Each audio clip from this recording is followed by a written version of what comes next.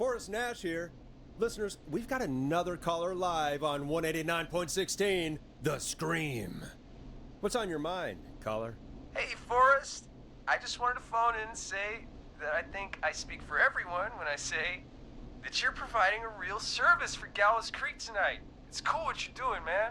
Well, I'm just doing my job, friend. Anyway, tell me about yourself. What's your name? Are you keeping safe tonight?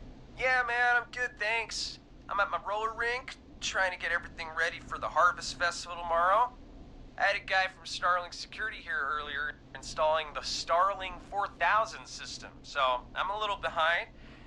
As for my name, my friends call me Roller Ricky, and I now consider you a friend, my man. We're friends now, huh? Well, that's kind of you to say. Thanks. Yeah, man. Sounds like roller skating is more than just a job to you. So is this vocational? I wasn't always Roller Ricky. Once upon a time, believe it or not, I used to go by just Ricky. Yeah, back then, things were pretty rough. I used to roll with a bad crowd. Not all bad, but there was this one guy. Anyway, some bad stuff went down. I harbored a lot of guilt for a long time and turned to the bottle. I didn't really talk about it or even know how to talk. It's just how it was. That bottle took the best years of my life. Or so I thought. It's never too late, Roller Ricky. How did you turn things around? I joined a support group. I opened up about my problems, and sharing that burden just took so much weight off.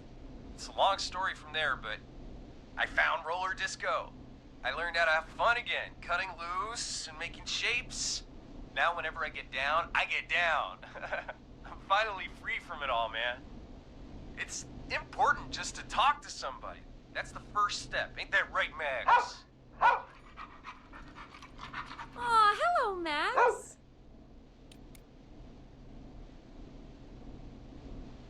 Yeah, welcome to the show, Max. Max is my emotional support dog. He's a rescue dog, but I always say he's the one that rescued me. He's the best dog a guy could ask for. Of course, the first thing I did was teach him how to skate. He's better than me now, a real pro. Max can skate? Yeah, man. At first they said it couldn't be done, and then they said it shouldn't be done. But Maxie loves the rink, man. Is that another train, Maxie? Maxie loves trains, man. He's even got that special how to greet them. It sounds like you two make a great pair. Maxie appreciates all the positivity you're throwing out, my man. You know, I'm actually hosting free skating lessons tomorrow at the festival. I think it's a great opportunity to give back to the community. Man, all this talk of skating's got me itching for a boogie. Before I switch my radio off for the night, could I request a song, Forrest? Something I can groove to, you know, something funky. It'll be me and Maxie's final boogie breakdown tonight. Then I think we'll take it down a level. I can do that. Thanks again for calling. You and Max, be safe now, okay? Bye, Maxie. You got it, man. Peace. Well, folks, this next one goes out to Roller Ricky and Max. Enjoy.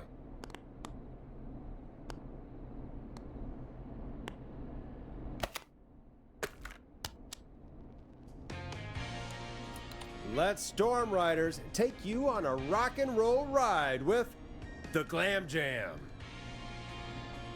I really needed that call, you know, after everything. Yeah, I get that. He talked a bit much for my taste, but it is inspiring to hear somebody come back from the brink like that. Yeah, that's what I meant. You were thinking about Max on skates, weren't you? Well, would you look at that? Another caller on the line. What are the odds? Better take it.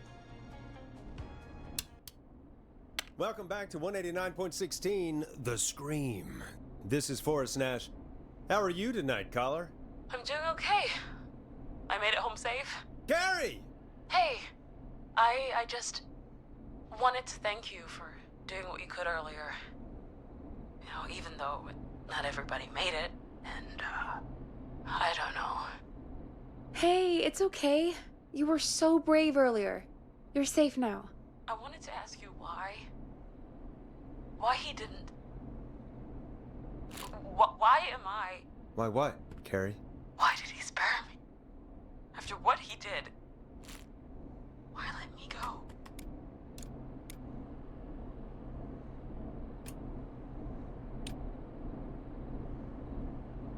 Maybe he didn't kill you because he saw you as a victim. Maybe.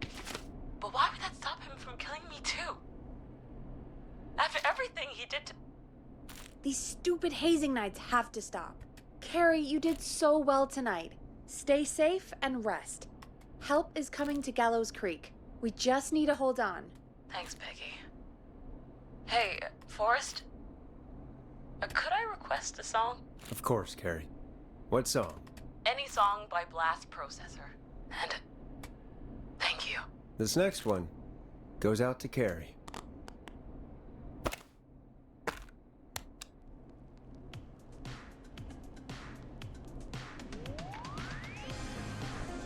You know, what Carrie just said has really got me thinking. About what? The whistling man left her alone. Why? There must be a reason. When it comes to masked whistling killers, I don't think a reason is a key part of their process. Well, it's something to consider.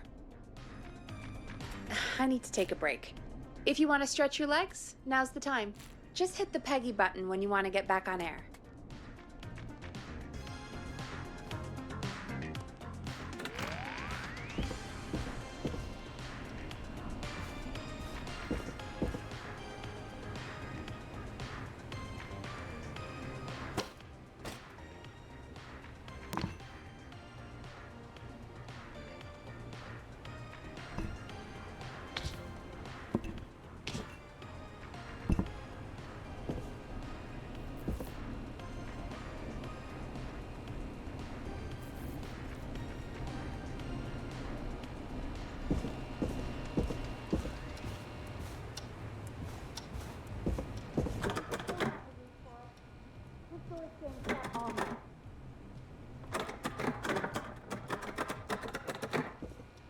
That's not opening.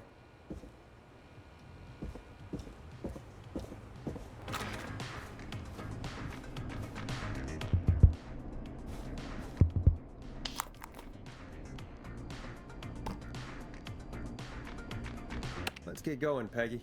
Alrighty, we could run another segment or... Scratch that, Forrest. We have a caller. You're through to 189.16, The Scream. What's your emergency? Hello again, Forrest. Oh, that call with the teens was awful. Those poor kids. Still, I'm glad the girl didn't get hurt. Thanks for your concern. Are you in trouble? What's on your mind? I wanted to ask you again to play my song, Forrest. You said you were gonna play it, but you didn't. Your name was Dawn, right? What, Peggy? Yes. Oh, well remembered. My name is Dawn, and I wanted to ask you again to play my tune, Forrest. Long Ride Home? You know, the one that Peggy said she threw outside the window?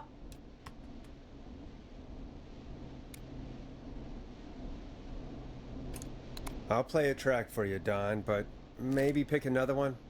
We don't exactly have that one in rotation right now. No, Forrest. You do have it. It's just outside the window. There's a serial killer on the loose. I can't just go outside hunting for a record. I'm really sorry, Dawn, but we just can't get it right now. But wasn't the whistling man just at the old murder house? That's miles from the station. It won't take you a second to grab it.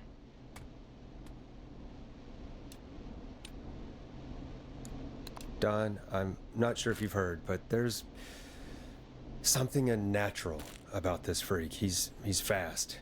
I'm not risking it. Oh, but I think you will. Forrest? Peggy, I'm calling with more than a request. I know something. I think I know who's gonna be next. What? Are you serious? Play my song, Forrest, and you'll find out. Well, folks, here's some music for you while I think things over.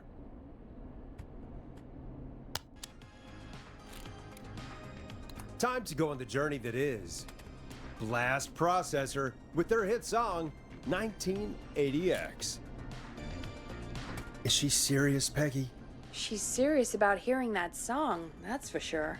Peggy, I mean, is she serious about... I don't know, Forrest, but we don't really have a choice, do we? If she's telling the truth... All right, I'll do it. You're a good man, Forrest. I'll slide you the key to the fire door. Wait. Our fire door has to be unlocked? Yeah, you know, I never thought about it, but yeah. We should talk to Reggie about that later. Anyway, I'll hold the fort down while you're out. Maybe I'll even get a caller. That could be exciting. 189.16, The Scream. With me, Peggy.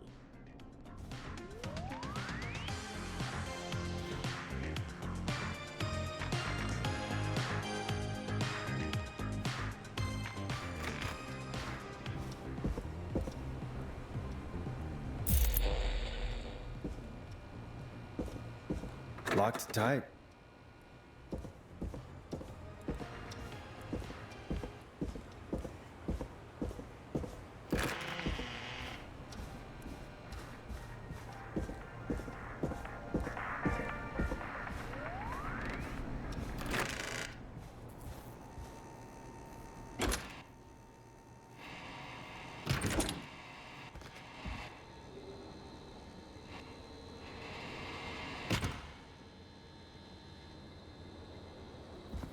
You know, I hope she'll be happy when I'm brutally murdered by the Whistling Man. Out here, in the open, alone.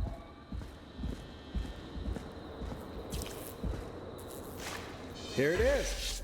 Long ride home.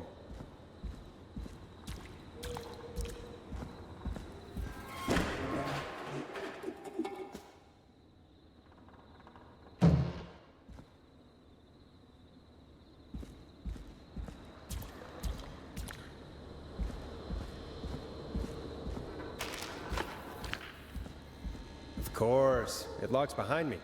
And of course the key doesn't work on this side. Fantastic. Maybe there's another way back in through the basement. A door, or elevator, or something.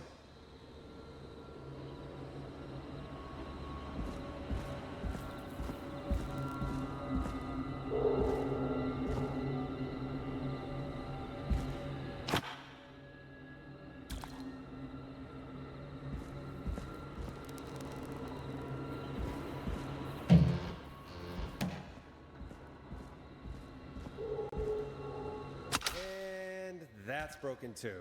Only the best for K-Fam. See if I can fix this. Looks like a power issue. I should check the fuse box.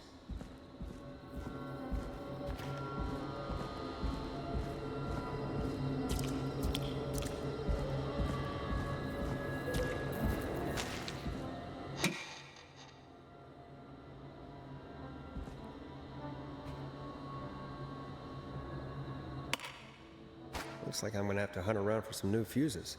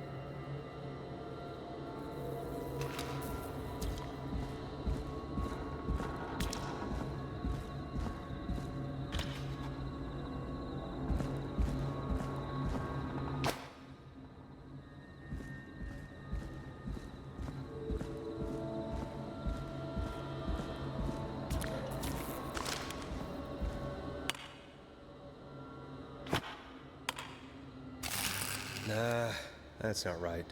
Do the fuses add up properly?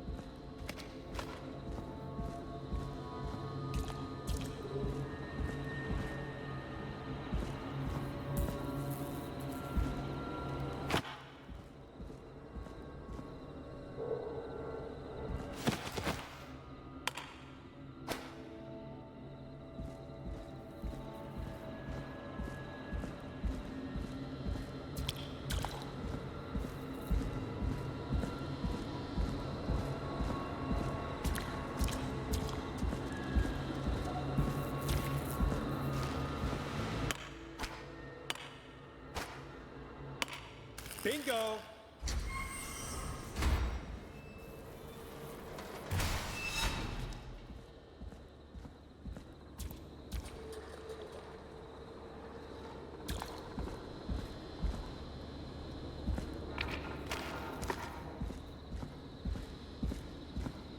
I could probably survive that fall.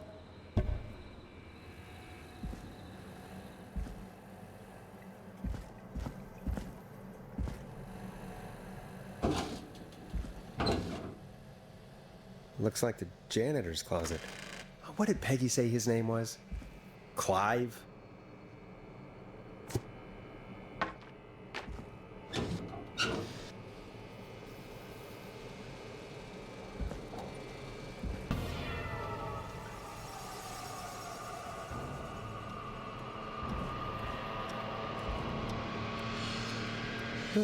There's a key. I'll just take that. Might be important. What the hell? Peggy is not gonna believe this.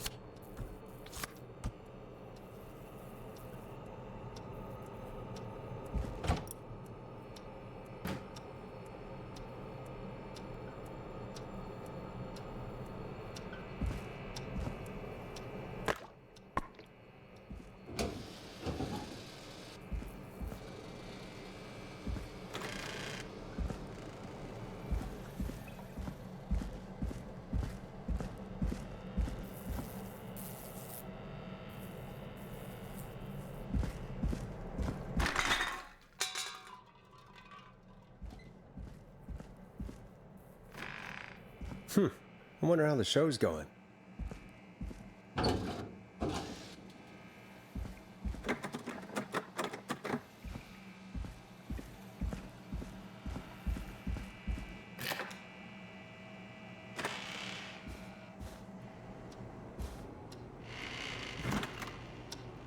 So many locked doors, so few keys.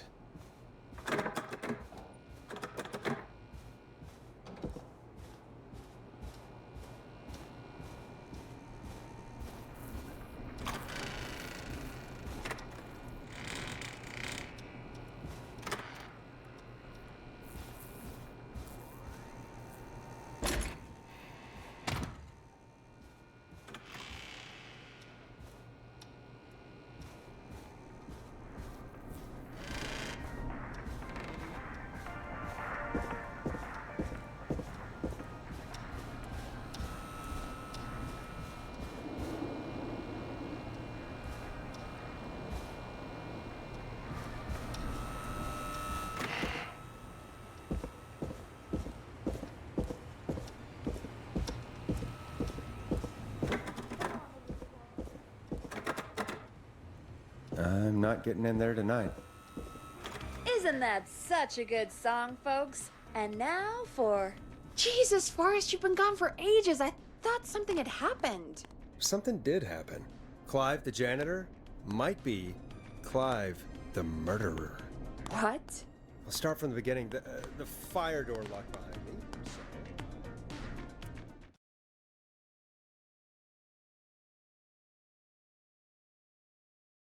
Why did you heave that thing all the way up here? Because the basement's creepy as hell, and I don't like standing around down there. Fair. All right, let's run through this again. We have a creepy board you found in a creepy basement, made by our creepy janitor, who you think is the creepy whistling man. Yep. And on the creepy board are the names Chuck Brody, Kim Walker, Rebecca Allen, and Aunt Williams. Correct. And you think one of these people will be the whistling man's, Clive's, next target. That's right. And we've got to find him. You said there are 4 locations listed there too? The hospital, the power station, the gas station, and the trailer park. Clive must think the target is at one of those locations. Forrest, you're gonna have to figure out if any of the potential targets are at one of these locations tonight. Hit the button if you need any help. How's it going? It's not going well. I could use some help. Okay, let's review the basics. We need to work out who the next target is. There's 4 locations, right? And 4 people.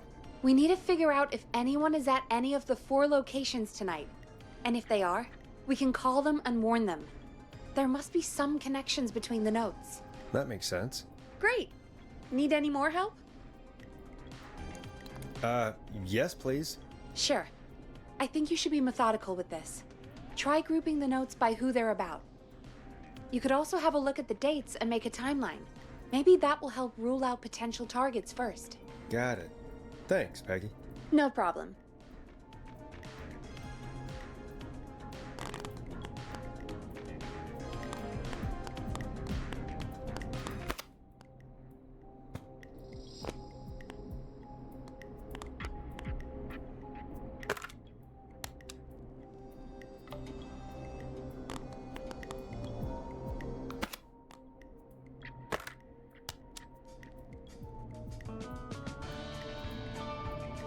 How's it going?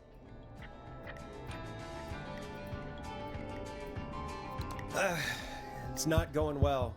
I could use some help. Okay, let's review the basics. We need to work out who the next target is. There's 4 locations, right? And 4 people. We need to figure out if anyone is at any of the 4 locations tonight. And if they are, we can call them and warn them. There must be some connections between the notes. That makes sense. Great. Need any more help?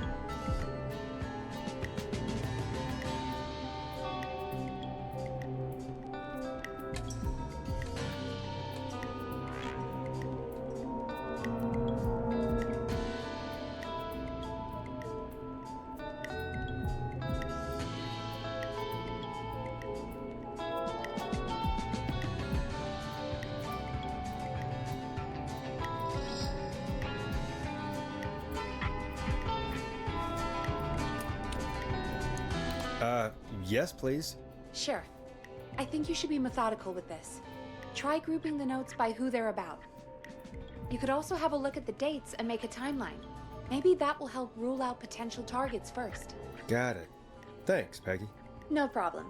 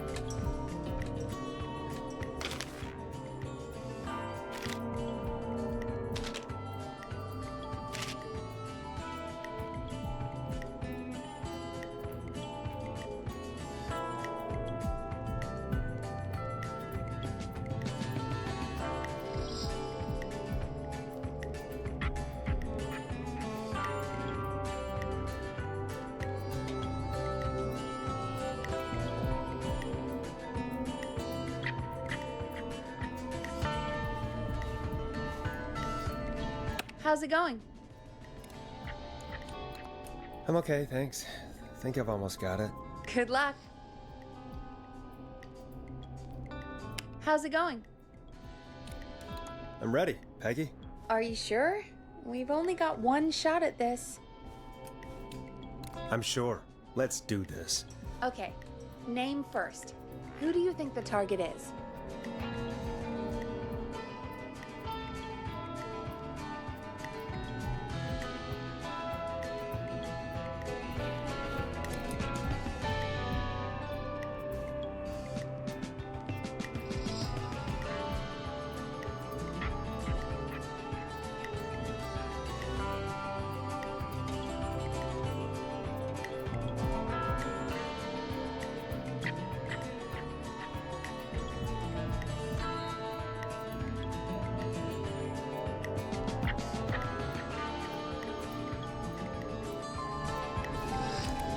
Chuck Brody. And where will I find them? The power station. Okay, I'm dialing. One moment.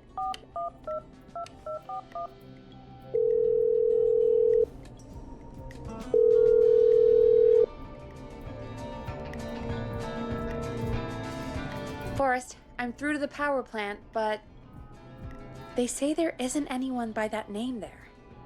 What? Then who? Jesus! It sounds like something blew up. He's using bombs now? Oh my god. The call board, One moment. Forrest, I'm getting so many calls. Just let me... I'm gonna take us off air for a moment. Peggy, what's happening in there? Peggy! I'm back.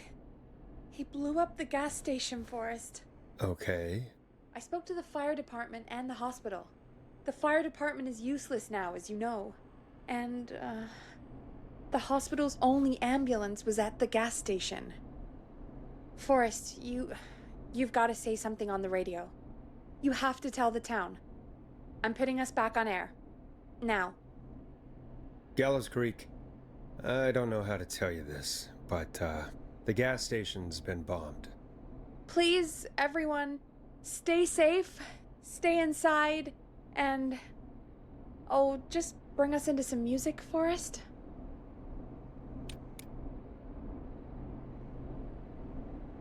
Here's some music while we regroup here on KFAM 189.16, The Stream.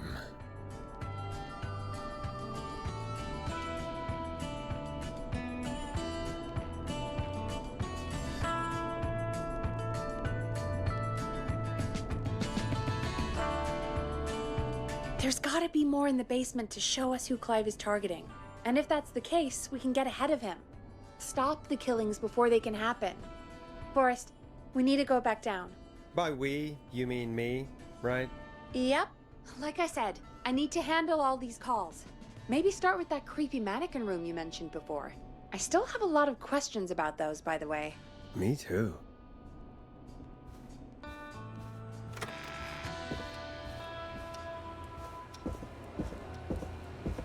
That's not opening.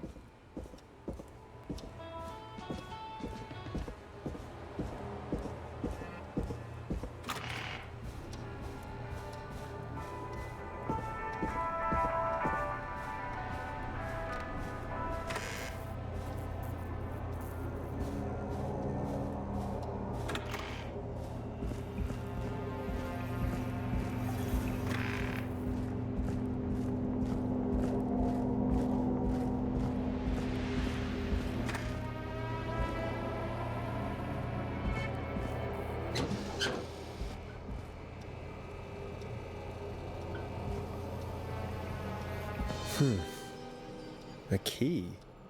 Was this always here? I must have missed it when I brought everything upstairs.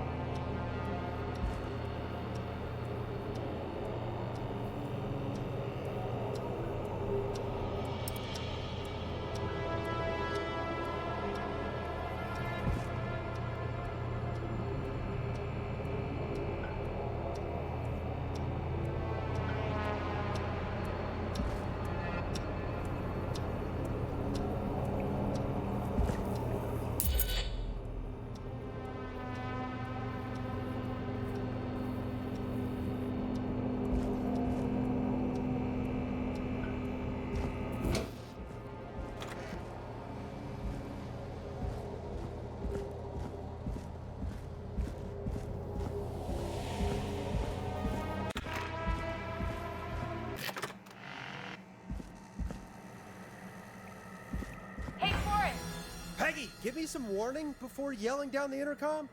Sorry. Buzz the intercom when you find something and want to discuss it.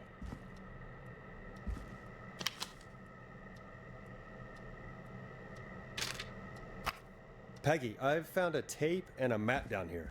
A map of what? Looks like it might be to somewhere in this storage area. Weird. Well, maybe the tape will give us more information. Give it a play.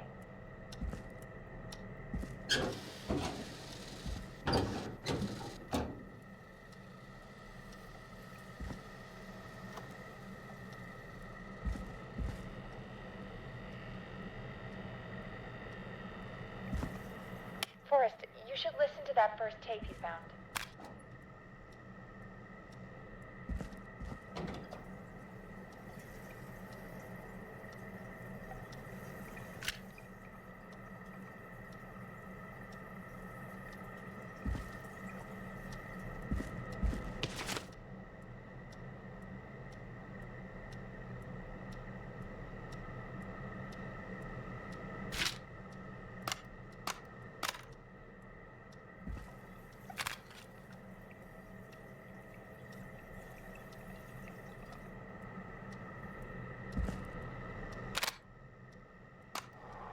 George Barrow, 1968. That's when this all began for me. Follow the maps, find the tapes. I'll be waiting. Wait, George Barrow? We all heard that he drowned after a night out drinking. Was it actually Clive? Has Clive really been the whistling man for that long? He says I need to follow the maps and find the tapes. I guess that's what this map is about. I think we need to see what else is hidden down here. Be careful, Forrest. Keep looking. Buzz the intercom when you found something. Time of autopsy is 7 a.m. Cause of death is asphyxiation from drowning. The degree of rigor mortis indicates that the subject has been deceased for 5 hours. That puts the time of death...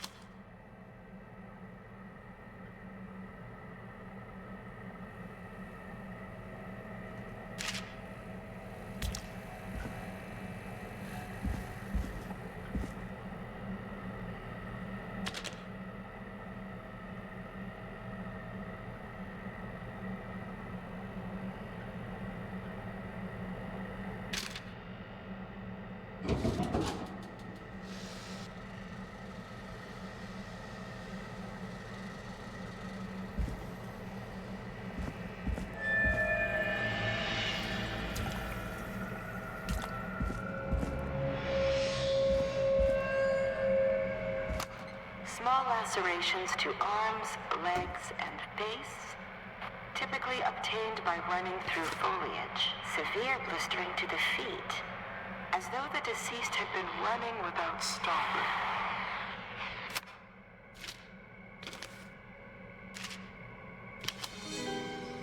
This looks useful.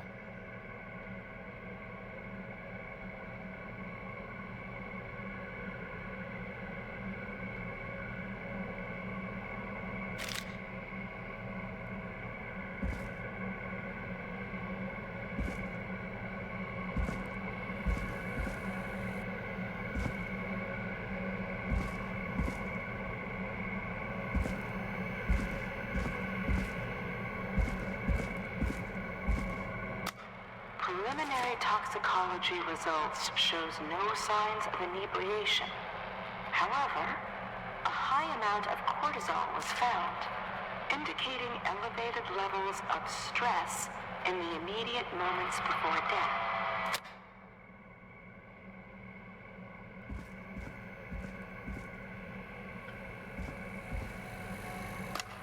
Additionally, there appears to be a post-mortem injury to the arm. It looks like it was trapped in a car door.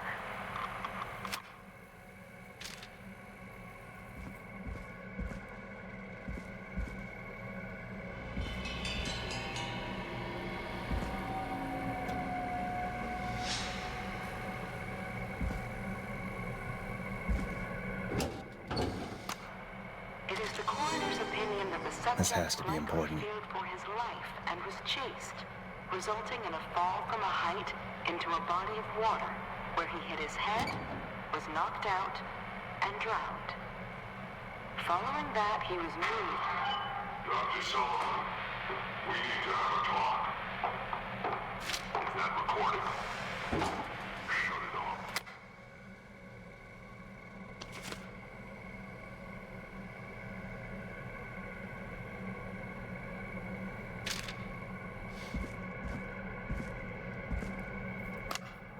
If you're listening to this, then I'm probably dead.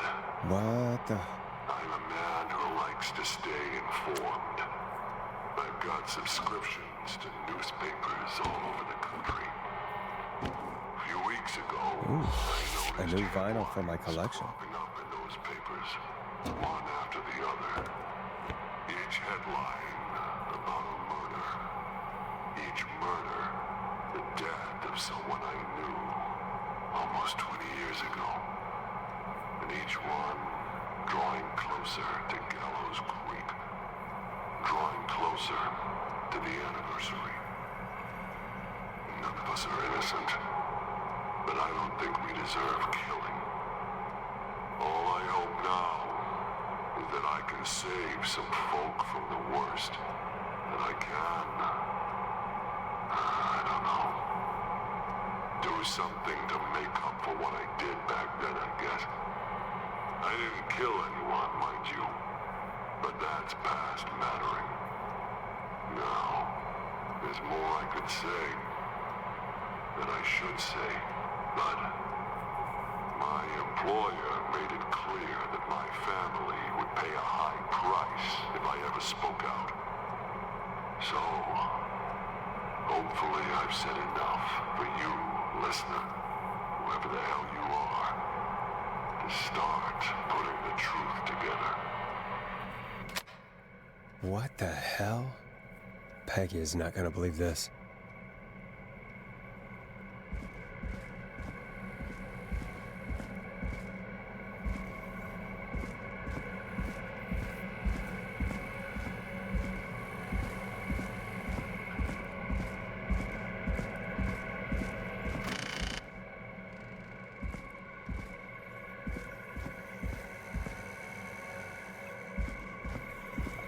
What have you found, Forrest?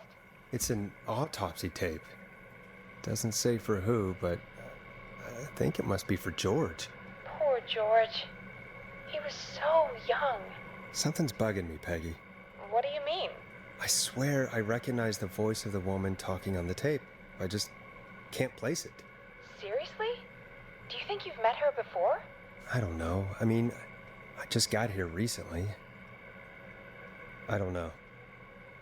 Found another tape. It talks more about how George died. What did it say? It sounds like he was running for his life. Sprinting through trees and bushes, getting cut up all over. What would drive someone to do that? I'm not sure yet.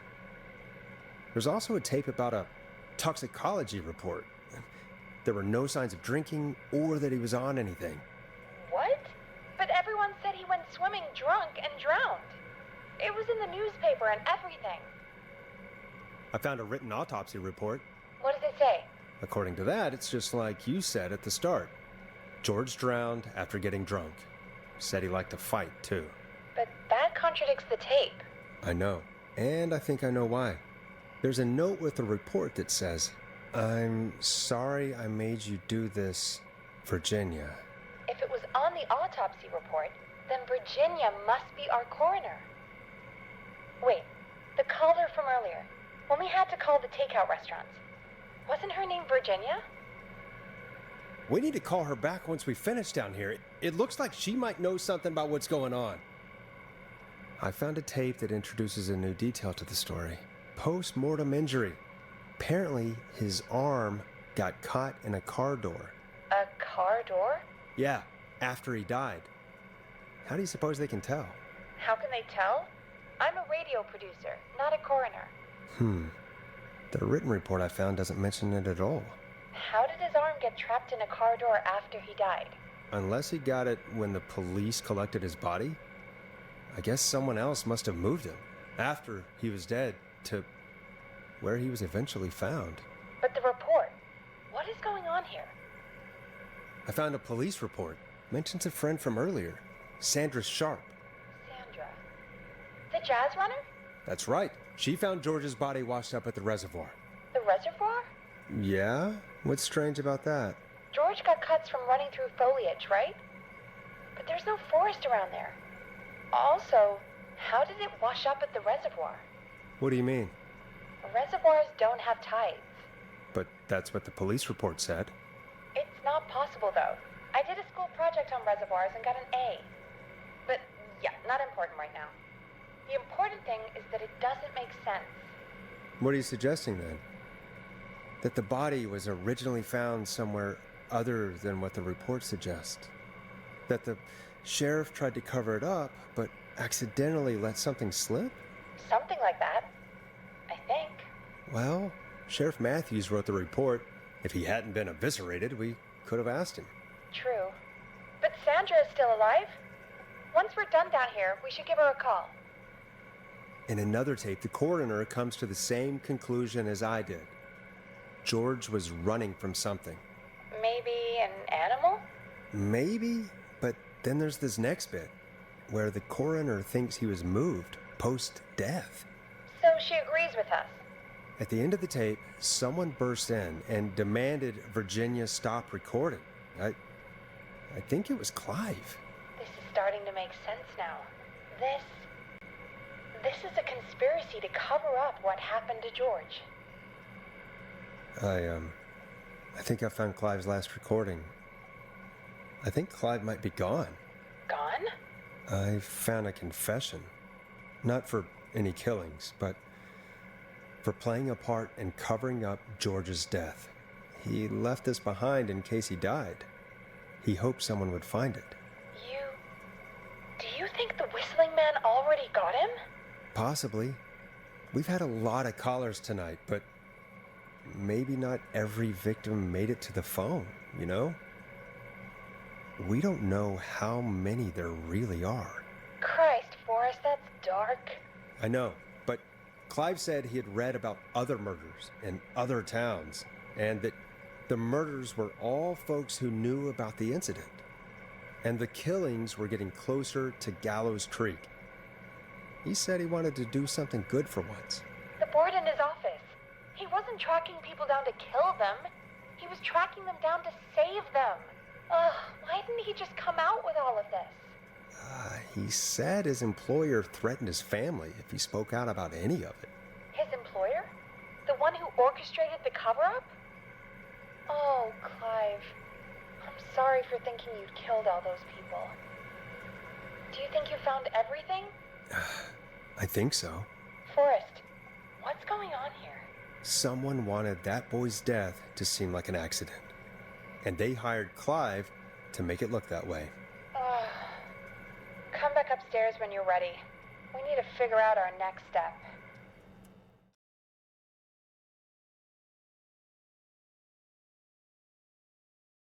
Thank God you're back, Forrest.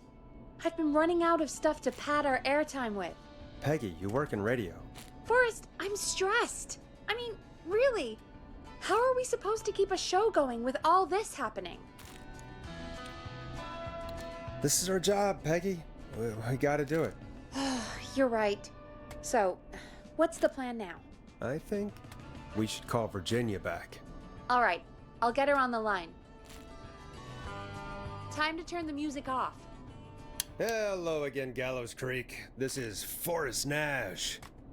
We're circling closer to the truth behind tonight's events. To this end, we're calling back one of our earlier callers, Virginia Sullivan.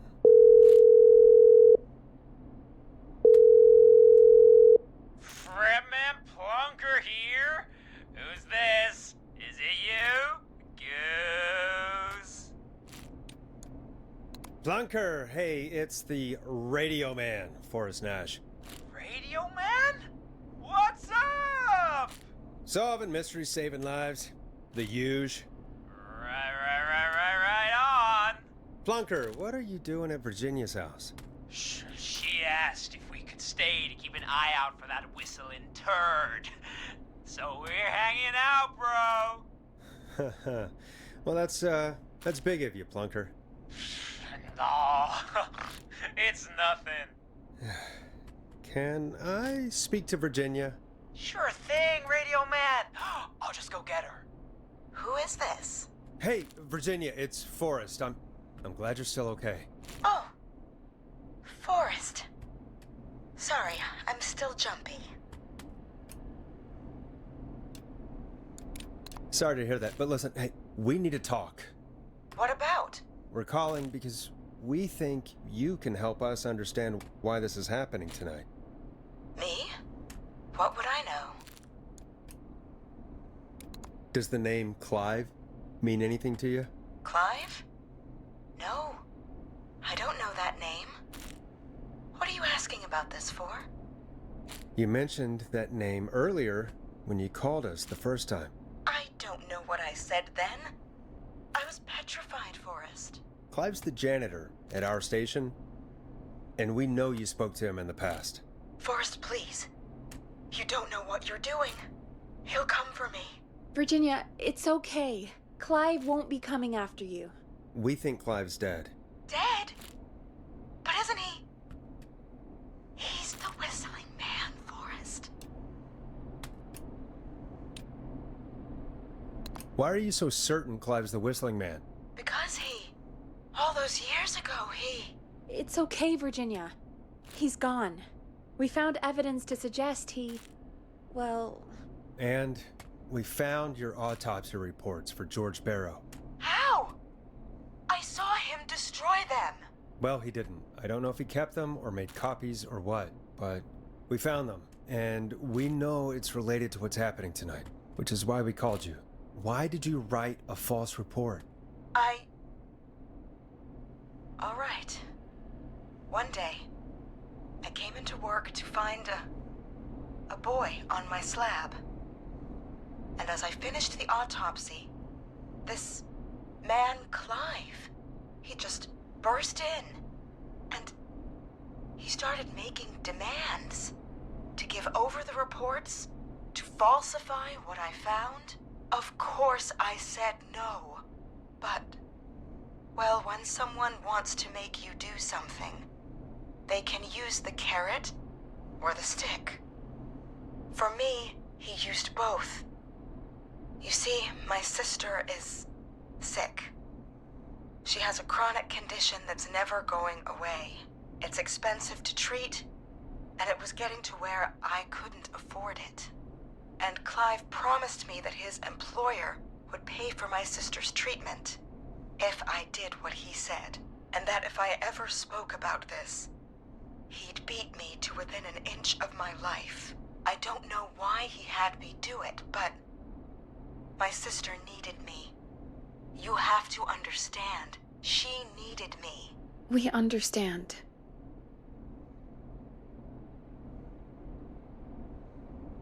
I don't.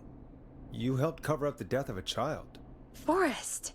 But he threatened me. And my sister... You abused your power to help yourself. Oh, God. Forrest, that wasn't necessary. It needed to be said. So, Virginia's tied up in all of this. Clive threatened her to keep quiet about George's death. But for who? Why cover up these details? Well, we know Sandra was involved in George's death. Do you want to call her? I do. Alright, but before we go asking questions, I think we should know what we want to ask. Is that fair? Yeah, we need to ask her about finding the body. She was the one who discovered it, but something just doesn't add up. 100%. She knows more than she's saying. I wonder what she's hiding. We'll hopefully find out soon. Anyway, just be careful when you're talking to her. Don't push too hard. We don't want her to hang up. I'll be careful. Alright, calling her now. Hopefully she's at her jazz studio.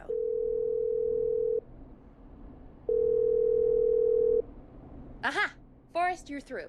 Hello, this is Sandra at Jazz Pizzazz Jazz Studio. Who is this? Hello again, Sandra! It's Forrest Nash of 189.16, The Stream. And you're live on air. Oh, I always thought folks called into a radio show, not the other way around. How jazzy. What can I do for you? Well, we're trying to understand what's behind the attacks tonight. We had a few questions. Why, Forrest, of course. Heck, after the way you saved my life, I'd say yes to just about anything you asked. Do you know why the Whistling Man might have targeted you? Ha! As far as I could tell, he was just a knife-wielding psycho with superhuman cardio. He'd have chased after anybody. Right. Well, we think he might be chasing specific people. People who know about the death of a boy named George. Oh, I don't know anything about that. Sorry.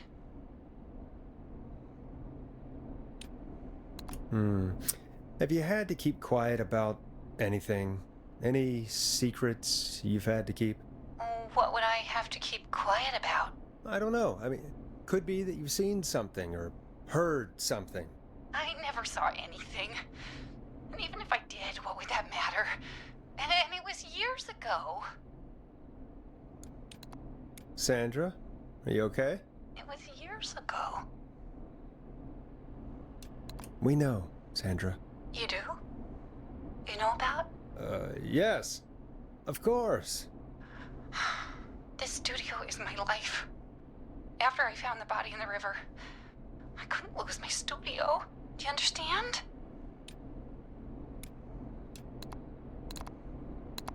Sure. I understand. When the rent just kept going up, he said he'd stop if I just needed quiet, and everything will be okay.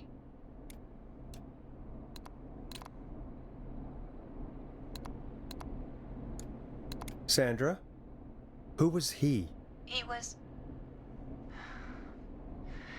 He said if I told everyone I found the kid in the reservoir instead of the river,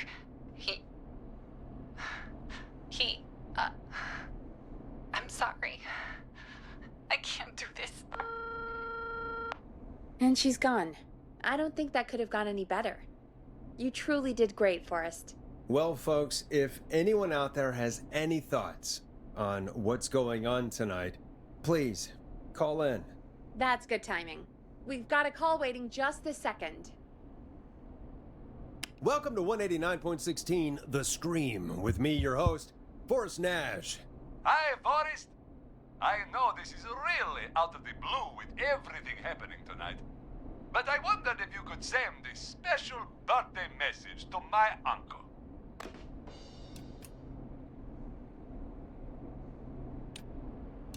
You know what? I'd welcome a change of pace. I'd be glad to. Thank you, Forrest. He's my Uncle Ronnie. His first name's Peter, but he never liked his name. But since he always had salt and pepper hair, even as a kid, can you believe it? Folks always called him Pepper. Thanks for the history lesson. Is there anything besides happy birthday you would like to say to Mr. Pepper? Oh my God, damn it! Yes! Tell him he can get the best birthday deals and party packages here at Putney's Pizza. Starting at just... You son of a bitch! Stop calling us! Sorry, Forrest. Let's just move on. We've already got another caller on the line. This is 189.16 The Scream. I'm Forrest Nash. You're on the air, caller.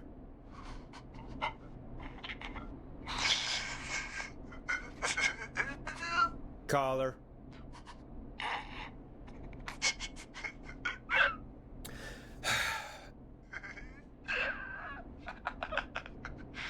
Ponty. Ponty's Pizza always delivers! Come rain or sleet or whistling man, we'll be there!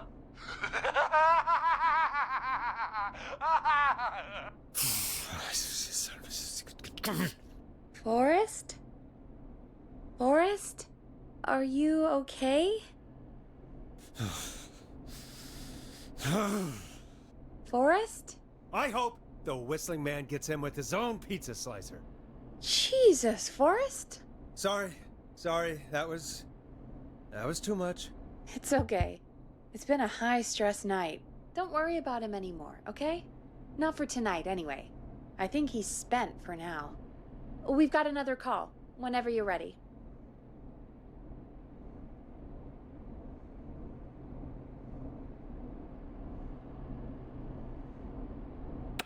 Folks, don't spend your money at Ponty's Pizza. That's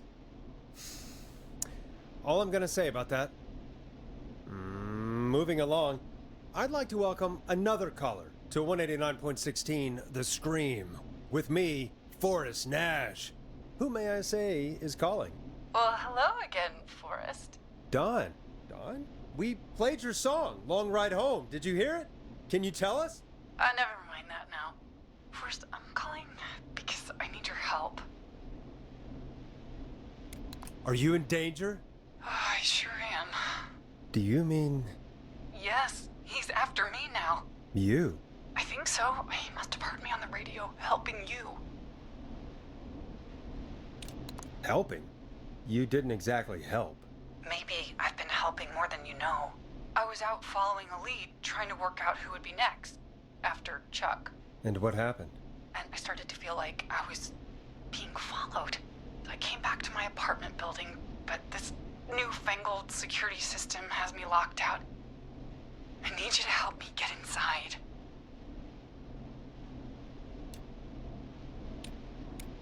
Don't you have a key to get in? Only for the apartment door. The front gate requires an entry code. The future is electronic, I guess. I need that code to get inside.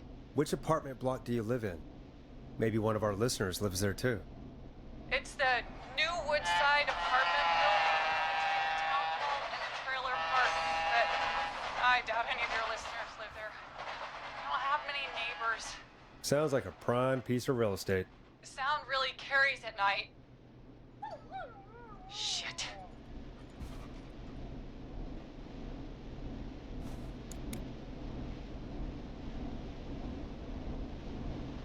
Is that a neighbor's dog? Yes, it is. Boy, I wish he'd muzzle that thing and... Oh. And now he's blasting David Scopo out of his window. This night can't get any... The whistling man is coming down the street. I don't think he's seen me yet. Forrest, please. I need your help. I need the code for that security system, or I'm gonna die.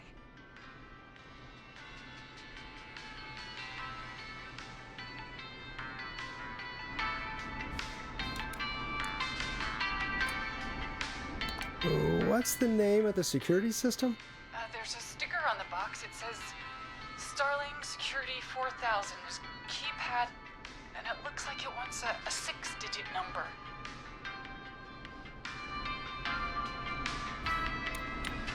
Starling Security 4000, huh? That's right. Very newly installed. I need the key code before the whistling man gets me. Yeah, of course. Don't worry, Don. Thank you, Forrest. I knew I could count on you. I'll sit out of sight. Call me back soon. All right, folks. Here's a little tune for you all to enjoy while I try to break Dawn into her apartment. You were pretty quiet there, Peggy. Forrest, was it just me, or was there something... Yeah, it wasn't just you. Something was weird about that. Yeah, well, tell you what, we have a Starling 4000 or whatever here at KFAM. Clive bought one for the station. Maybe we can find something to help. Well, I'm not sure who, but to help someone.